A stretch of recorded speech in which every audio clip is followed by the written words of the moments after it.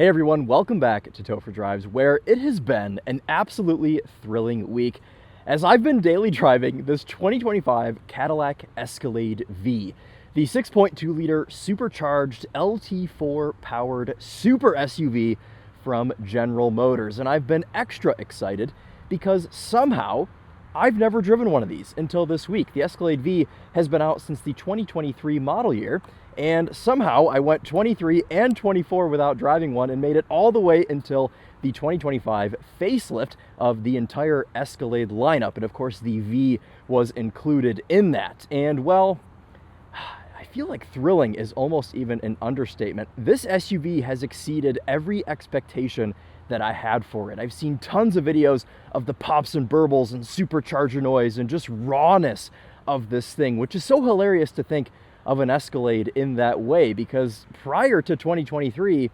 Cadillac never made a hot Escalade, and somebody deep within GM came up with this fantastic idea to stick the LT4 in the Escalade, and they have made magic. This thing is honestly one of the best vehicles I've ever driven, just because of the fizz it gives me. The feeling that you get while driving this is nothing like a feeling you get while driving any other full-size three-row body-on-frame SUV. It's absolutely unbelievable. I suppose that's the entire review right there. We'll see you next time.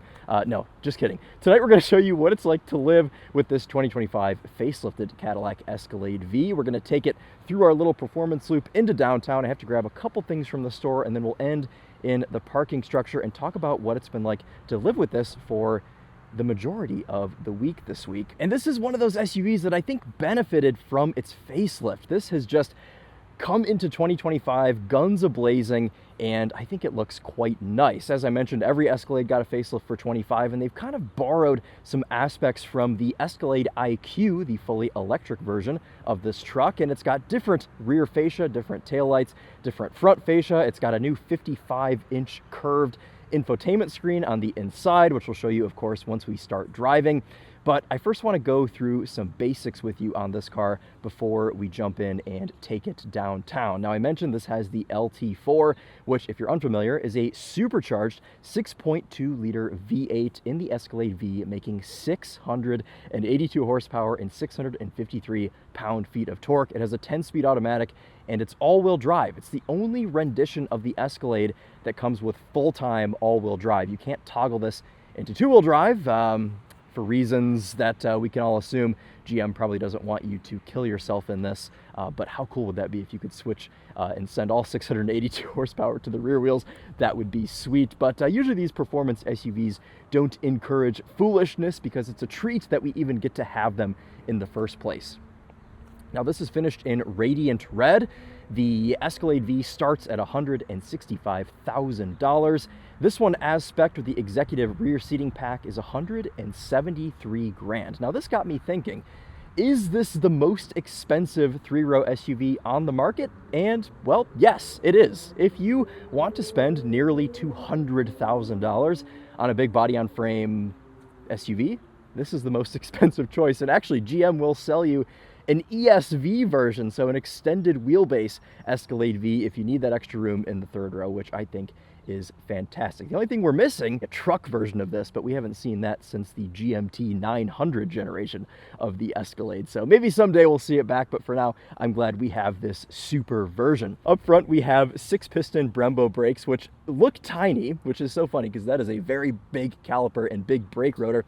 But the reason they look so small is because for the first time ever, we have 24-inch wheels standard on an Escalade. All of the people that paid thousands and thousands of dollars to put 24s on their GMT 800s back in the early 2000s, eat your heart out. You can now go to the store and buy an Escalade standard with 24s. Though, even though we have a very big wheel setup and aggressive brakes, this car is not overtired. We're just running on a Bridgestone Alenza all season 285/40 R24 squared setup, which this is what I love so much about this Escalade V, is they've taken a standard Escalade, shoehorned the LT4 in, they've put some better brakes on it, and this does have air ride suspension, it has magnetic ride control, but you don't get the sense that they've set this up to go around the Nürburgring. This is still a street car. It's still made to just rip from light to light in quite a soft manner. So let's poke around this, and then we will take it downtown. We'll stop at the store. We'll do all of the soccer mom stuff that, you know, most of these probably do on a day-to-day basis. Power liftgate. I love that you push on that Cadillac emblem to open up the back here. And I've got the third row seats folded up right now for a reason we'll talk about in just a second once we get into the second row, but these actually have to stay up. I can't show you guys what they look like folded down. Underneath here, we have this little plastic tray. You've got a little bit more storage as well as a toolkit. I don't know, do you get a spare on the Escalade V? You do, check that out. And I assume that spare is big enough to go over one of the front wheels as well, one of those big Brembo brakes. We have a 36 speaker AKG sound system, just like we saw in the regular Escalade as well as the Escalade IQ. Honestly, in my opinion, one of the best sound systems in the industry right now. Let's take a look in the back seat. For 2025, we now have these power-assisted doors, which GM claims they're going to release some kind of an update to make these full power at some point. But for now, you kind of just feel like you're braking them when you operate them, because you can hear the electric motor kind of screaming for help as you open the doors up, but they are soft closed, so you don't have to be too hard with them. You know, you can kind of just slowly close them and things. So as I mentioned, this has the executive rear seating package, which gets you this kind of airline style experience. The problem is this particular car has some kind of an electrical issue where, oh, okay.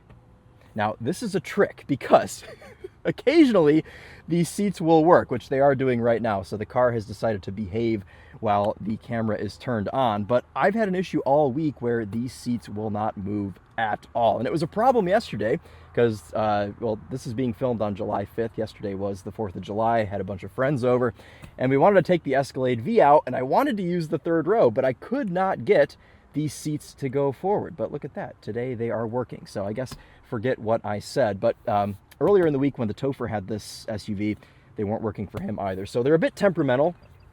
I imagine there's probably some kind of software update that this thing needs to get those back into action. On the back of the seats, we have some screens, and why don't we start this thing up so we can show you guys what everything looks like here in this executive second row. Actually, let's start it from the back with our paint-matched red key, which no matter what color you get, it's always going to be a red key. But if you get radiant red, it'll match the truck. And let you hear this remote start.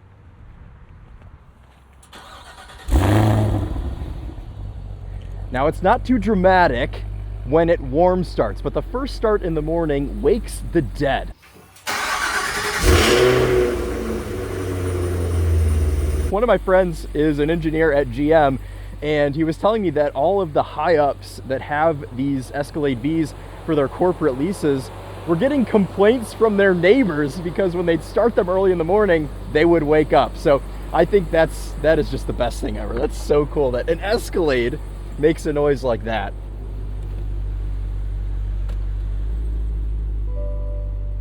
This is good because we can get the air conditioning going as well while we show you guys the back seat. It's 91 degrees Fahrenheit out currently. And if you're watching from Europe, that's about 400 degrees Celsius. All right, in the back seat, let's take a look at all of this tech. Are these seats still working today? They are! Wow, I fixed it by putting a camera on my face. In the back seat, we have these 12.6-inch dual screens, and as you can see, I had some friends back here that were watching Topher drives earlier yesterday, so I suppose if you want to watch your favorite YouTube channel in the back of the Cadillac Escalade, you are able to do so. If you want to watch me review a 2025 Toyota Camry, there you go. You can watch the Topher review a Lucid Air. All of the options lie on these dual screens, and I like this. I think that the integration of these screens that have Wi-Fi and things, it's fun for your kids to do stuff, or your adult friends, I suppose, as I've seen in over the last couple of days. We can power that off very easily with that power button. So the one thing that still is not working is this center display here, which controls the climate control for the second row. I can also control it up there on my climate screen, but if you're a rear passenger, this is what you rely on. You've got some cup holders, as I mentioned, the center console with some first-class airplane-style trays that, please work, There we go. That come over here and you can, I don't know, work on your laptop or something. And these do quite a bit of rattling also in the back. So I'm going to try and get this back in here properly so it doesn't rattle. Please stay in there and do your job. Okay. That's the executive second row package. This video might be in the contention for the longest video on Topher drives. There's so much to show, so much to talk about with this Escalade V, and especially since it's a car that I quite like, I find it easy to talk about as well. Let's show you this LT4 in the flesh. Now, this is basically the LS9 that we saw in the C6 ZR1, which is an excellent Corvette, one of my favorites, and GM redesigned it or re-engineered it a bit to go into vehicles like the Chevrolet Camaro ZL1 and now the Escalade V. These are hand-built engines, this one built by Tronda Slack. Thank you so much, Tronda. You did a fantastic job. I hope I'm pronouncing your name correctly. Little V logo here on our engine sound deadening / fire resistant material there under the hood. And you can see that big supercharger on the top. I just love this engine. It is the best. Oh my goodness. Now, this is not like the 6.2 liter supercharged V8 you get in the Durango Hellcat or any other Hellcat Dodge vehicle, because you don't really hear the supercharger a ton. Dodge really takes that supercharger noise and turns it up to 11. That's kind of their thing, but the Escalade V is more concerned about what noise comes out of the back. And let's hurry up and show you that. We'll show you up front first, but then we'll go take this thing for a drive. Up front, we have black seats. Cadillac will also sell you a light gray color if black is not your thing. You can see these headrest mounted AKG speakers helping our total get to 36 in this interior. Absolutely ridiculous. Soft closed doors doing their thing, and once you're up front, it's a very familiar sight to just a regular Escalade, and I do quite like that. Biggest differences you'll notice are all of these carbon fiber adornments, trim here on the dash, the center console, the door panels. We also get this unique steering wheel, but not too unique, as I think the only difference on this is this little red V button, which you can see has a lot of fingerprints on it because I've been touching it a lot. But otherwise, I think the other Escalade that I drove did have paddle shifters, but we do, of course, have paddle shifters on this V as well. And every new Escalade, including the V, of course, comes with 3 years of Super Cruise standard. So for your $173,000, 3 years of Super Cruise. How nice of them to throw that in. In the center console, we have many things currently. We have my hat as well as a fuel receipt, because you'll be having a lot of those, of course. I filled this up yesterday, actually, and I'm already down to 129 miles of range with almost 3/4 of a tank. But anyway, if you want to cool off your fuel receipts, you can do that with this cool box that you have in the center console. In the middle, we have this sub-screen separate from our 55-inch up on the dash, and this is mainly used to control your climate, but you also have all of these quick access controls. Say you want to open the glove box, you have to do that from here. If you want to lock the rear controls, which is what I thought was wrong with everything back there, but it was not toggled on, so that's obviously not the issue. Toggle on and off your head-up display, power window locks, you can turn your cameras on from here, all of the stuff. And your traction control as well, which we will be leaving on today because stability control is very invasive and turning off traction control doesn't really do anything anyway. Since this is not an electric General Motors vehicle, we have wireless Apple CarPlay. Forgot that I have my phone set to wired only though, so let's plug that in so we actually have CarPlay for today's drive. And then we also have Android Auto on here as well. Otherwise, infotainment screen as we have known in the past. Passenger screen that I can't see from over here because GM makes so the driver can't watch movies if the passenger decides that they want to. All right, I'm doing a hard cutoff on myself right now because I just want to get out on the road and drive this thing. We're going to start windows down in V mode because I think this area is where we're going to really be able to exercise the noise here of the LT4. Into reverse, you can see those cameras pop up once again for us. Toggle off our electronic parking brake. Leading lines, pretty nice high quality 360 camera there.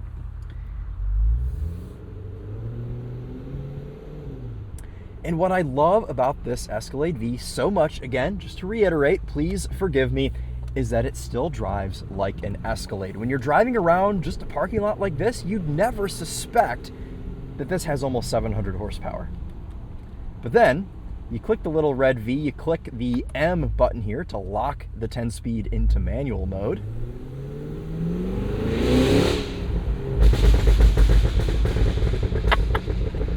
Yes!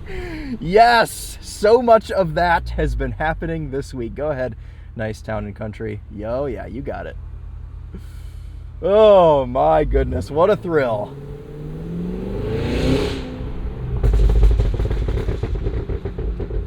And it just keeps going. It goes and goes and burbles and burbles.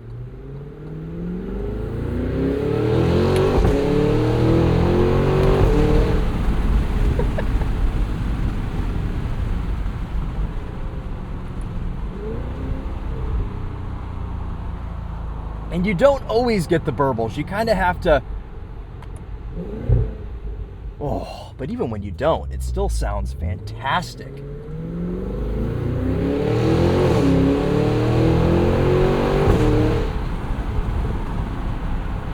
Shifts from this 10-speed automatic are so rapid.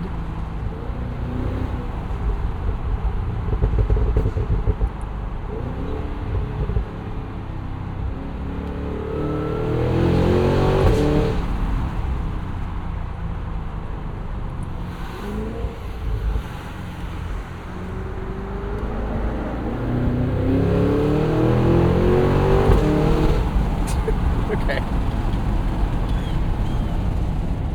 Put the windows up.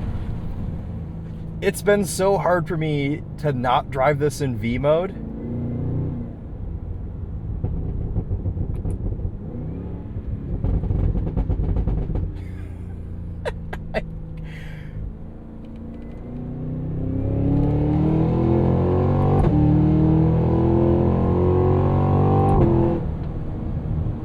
And it's quick, man. I mean, this is 6,200 pounds, so it's over 2 tons of Escalade.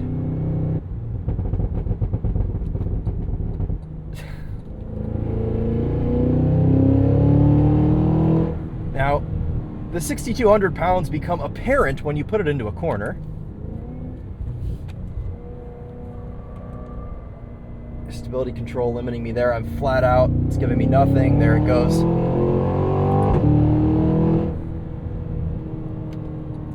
Very safe stability control system here. As I suppose it has to be. You do still get a lot of body roll. I mean, all of these new Escalades are just... It's like sailing a ship, and the V is really no different. I know it's got different suspension settings, and it has the magnetic ride damping.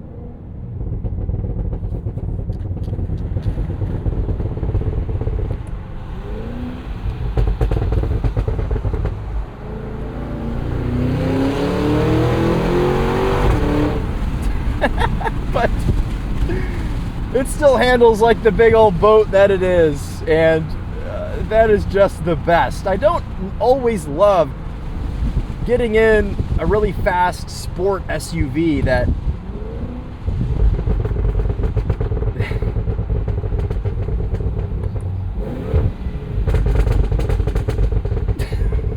that was a groundhog.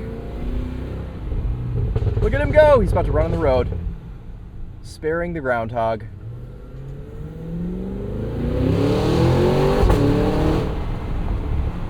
Okay.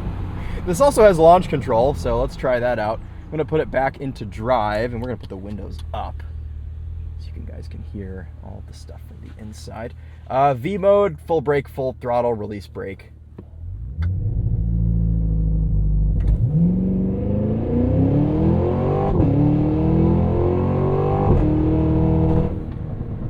That was 0 to 60 in 4.6 seconds. It gives you a little timer. GM's always really good about that. So really, it's not like unusably fast. You can actually go through a couple of gears in this thing and not just go straight to jail. So yes, it's got... The bird almost just hit the front of the car. Yes, it has 682 horsepower, but remember, it weighs 6,200 pounds.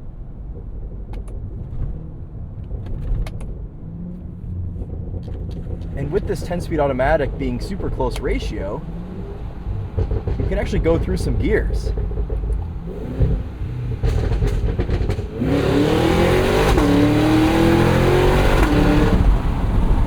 Just make the best noise. Oh my goodness, it's absolutely intoxicating. My little V mode display is over here. You can obviously toggle how you want this to behave. I've got the suspension in sport for V mode because Tour is a little bit too wallowy when you want to be doing sporty driving. Everything else turned up as well, except for the steering. I leave that in touring because I like the lightness of it.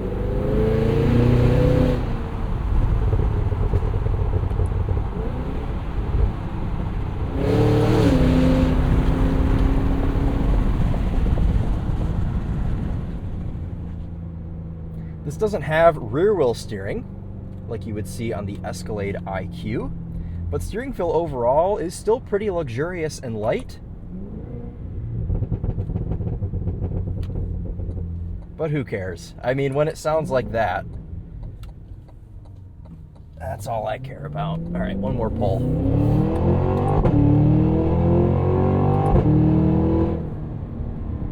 And you got to hit these gears because when you're in this locked-in manual mode, it's not going to shift for you, so you got to be on it. Luckily, these paddles respond very quickly. Brakes feel pretty nice. Oh, they really feel the weight. And the air suspension, while it's in sport mode, it behaves pretty well as far as the front end going up. But when you go into Tour, the front end points to the moon. So much, in fact, that when you're driving this at night, the auto-leveling headlights have to compensate. Which is so funny. Because usually it takes those a couple of seconds and the front end is in the air for so long that you'll see the headlights go up and then they slowly come down to compensate for that front end just being pointed at the moon.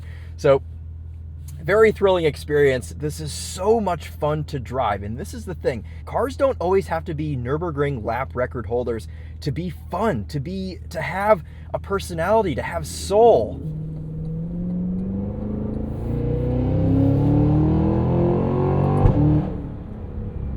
They can just be a big, clumsy V8 thing.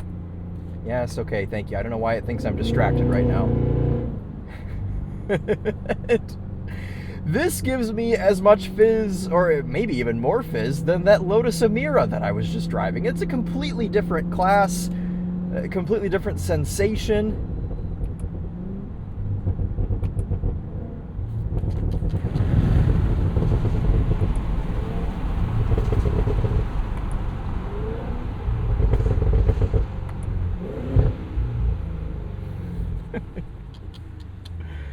Oh, what a thing.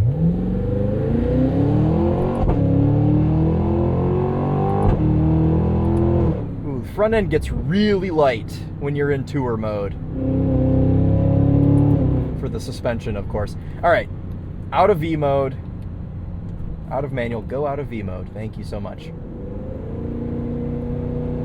And let's get this merged on the highway. Let's do some super cruising. And talk about what this is like to live with a bit. Now that we've gotten our thrills, there will be more opportunities for us to make noise, of course, but had to do that little loop as we always do. Now, Super Cruise, in my opinion, is the best. Looking for an opening, changing lanes. You see, it does it all by itself. GM's been doing Super Cruise for quite a while now. It's wanting me to take control. I think sometimes these systems get confused with the camera on the face.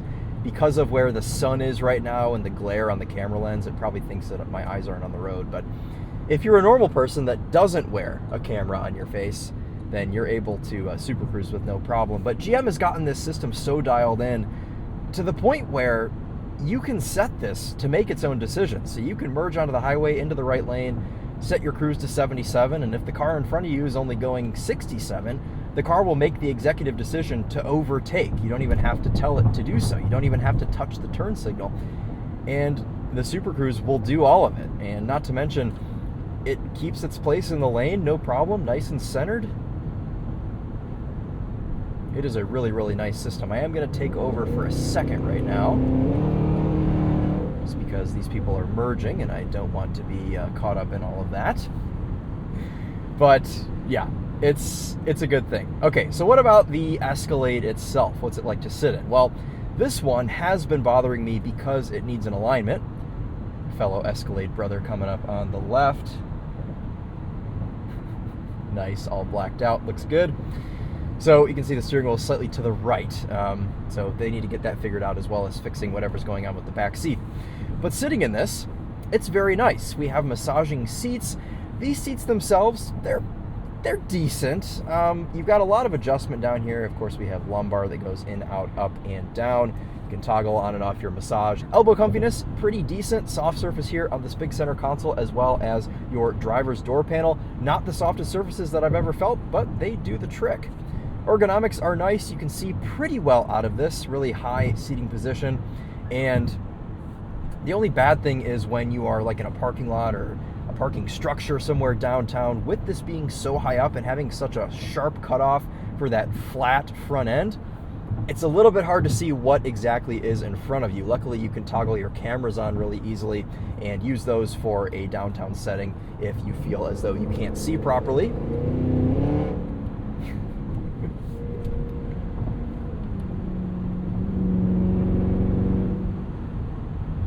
But visibility otherwise is good. Camera rearview mirror. These mirrors themselves are plenty big.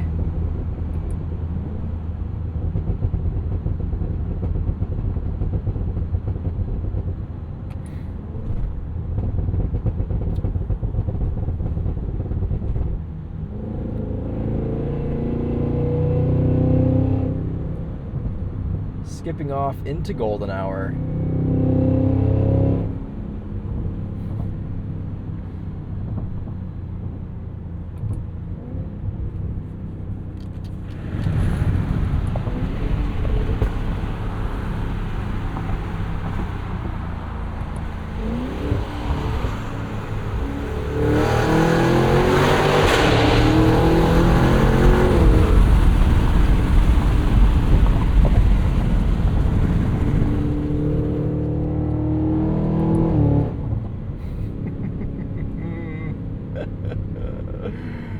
Permission to say yes, machine.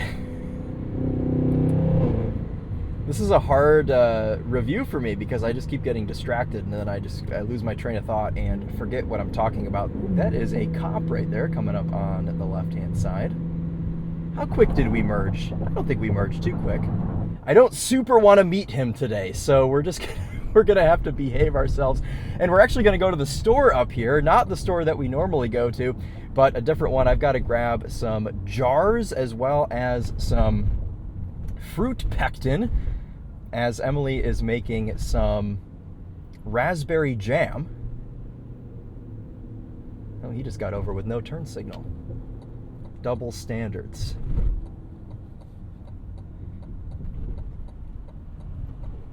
All right, luckily we are not meeting him. Goodbye. Maneuverability here is honestly pretty decent, even though this doesn't have the rear wheel steering of the Escalade IQ. The steering is still quick enough to where you can get this into the spot you want without having to do an offensive amount of steering. I'm gonna back this into a spot here.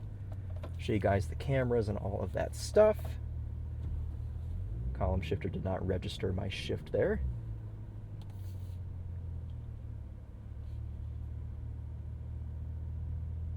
There we go. You can see we fit in the spot with no problem at all. Into park. Parking brake on. This air suspension is going to lower itself into its entry-exit position. If you want to manually adjust your air suspension, you do have little buttons over here next to your drive mode selector that you can do so as well if you want to hard park somewhere and really air out. But yeah, fits in the spot just fine. If you had the ESV, you'd be a little tight in this particular spot, but this one is kind of just on the edge of being able to actually fit in a spot with no problem. Okay, I'm gonna run to the store, grab a couple things, and then we'll get into downtown and we'll wrap this one up. Walking back up to the Escalade V with my jars and my jam making material, you can see that we do have rear proxy key, of course, because these are all just electronic door handles. You walk up to any surface of this car, it will open as long as you have the key in your pocket. And I thought maybe these jars would fit in the little console down here.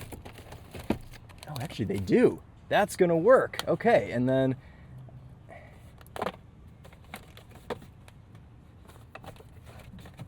there you go. Why waste a plastic bag if you don't need one? Okay, all of the stuff in the lower console of the executive rear seating pack. Let's jump back in this thing and finish our drive to downtown.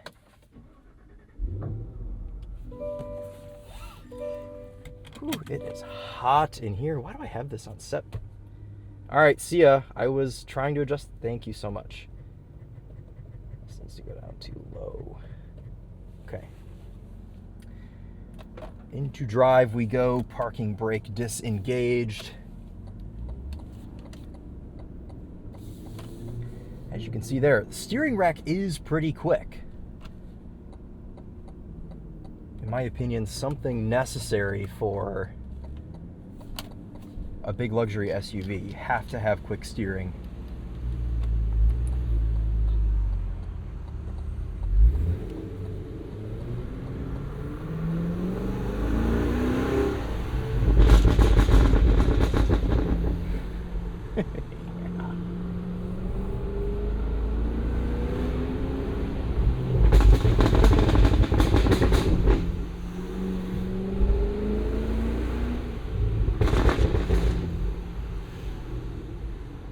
I will never not be a 12-year-old in this car. It's really bringing 12-year-old Topher out. All right. Getting the sound system test ready.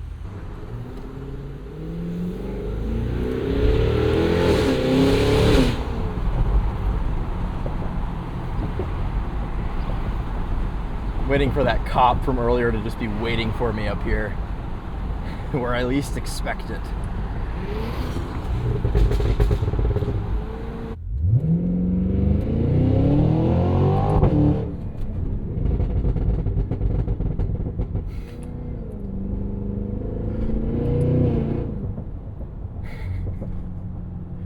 That's the real music. Okay, here we go.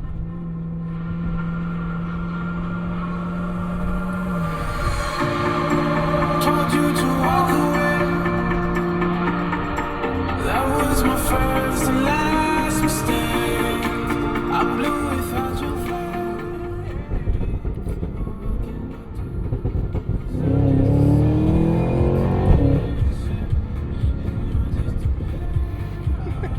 All right, sorry.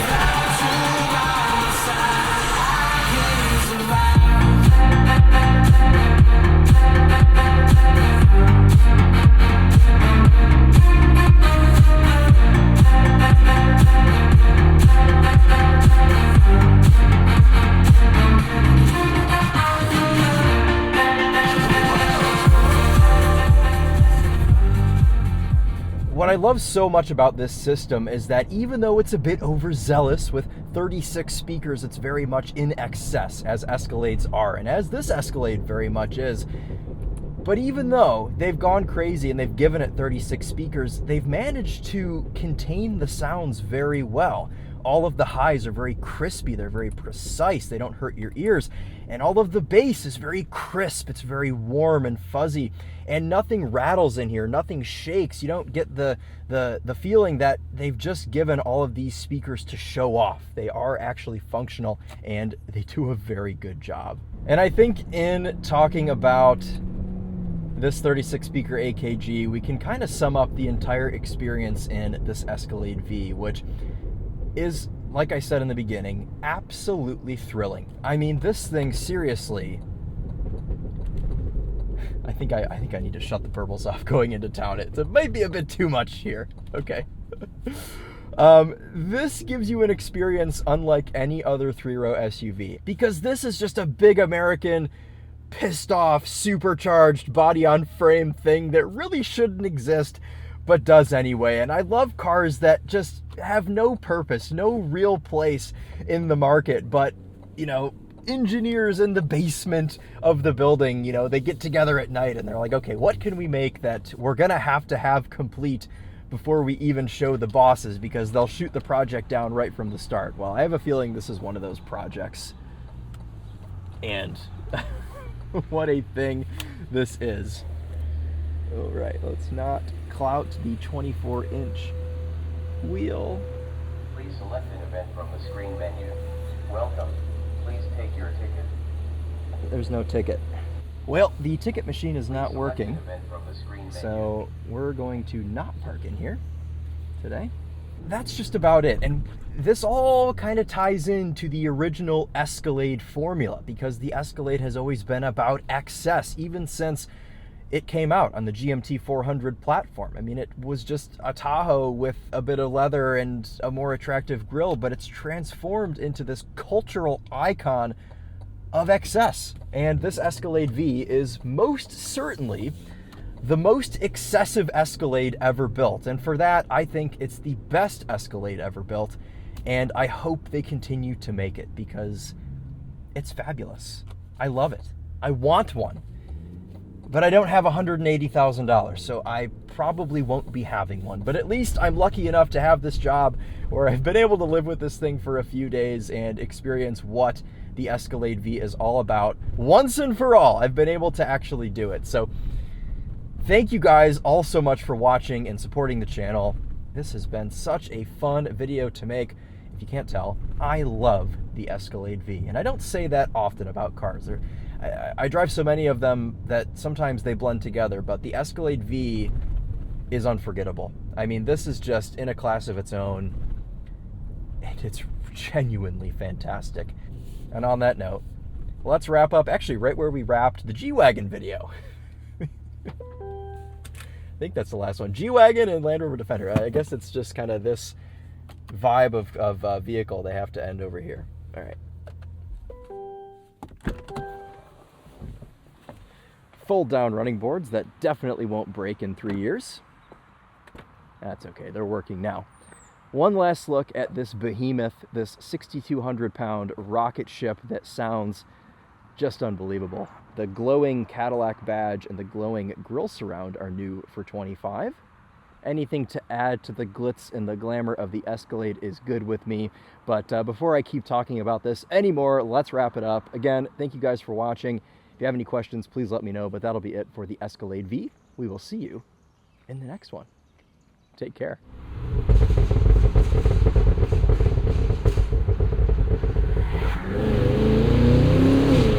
This may be contributing to my average fuel economy for the week of 7.3 mpg. This has a 24-gallon fuel tank. So in 12 gallons of fuel, I can only go 97 miles.